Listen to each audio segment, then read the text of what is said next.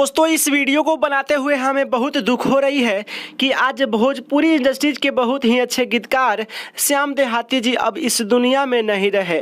जी हाँ, भोजपुरी इंडस्ट्रीज को छोड़कर अब चल बसे श्याम देहाती जी। जी हाँ, वही श्याम देहाती जी हैं जिन्होंने अपने कलम के ताकत पर खेसारी लाल यादव जी को बहुत सारे सुपर डुपर हिट गाने दिए थे।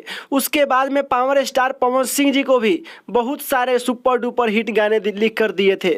दोस्तों यही है श्याम देहाती जी, जो आप स्क्रीन पे पिक्स देख रहे हैं, यही है श्याम देहाती जी, भोजपुरी के बहुत ही अच्छे गीतकार हैं। दोस्तों रिपोर्ट निकल कर आ रही है कि श्याम देहाती जी हॉस्पिटल में भर्ती थे और हॉस्पिटल में ही अपना दम तोड़ दिए, छोड़कर चल बसे श्याम देहाती जी भोजपुरी इंडस्ट्रीज को।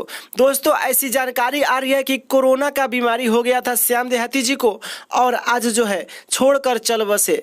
जी हाँ दोस्तों, अगर आप खेसारी लाल यादव जी के या पावर स्टार पवन सिंह जी के फैन हैं या आप भोजपुरी इंडस्ट्री से प्यार करते हैं तो आप इस वीडियो को किरासन तेल के जैसे नहीं बल्कि पेट्रोल के तरह फैला दीजिएगा, क्योंकि जितने भी भोजपुरी को जानने वाले लोग हैं सभी लोगों के पास ये जानकारी पहुंचे और सभी लोग जो है इनकी आत्मा के शांति के लिए कमेंट बॉक्स में कमेंट करें। दोस्तों चलिए, अगर वीडियो पसंद आई हो तो वीडियो को एक लाइक कर दीजिएगा। भोजपुरी इंडस्ट्रीज के बारे में अगर हर खबर जानना चाहते हैं सबसे पहले तो मेरे चैनल को सब्सक्राइब कर लीजिएगा, साथ में बेल आइकन घंटी को भी दबा लीजिएगा लेटेस्ट अपडेट सबसे पहले पाने के लिए, क्योंकि भोजपुरी इंडस्ट्रीज के बारे में तमाम खबर मैं इस चैनल से देते रहता हूं।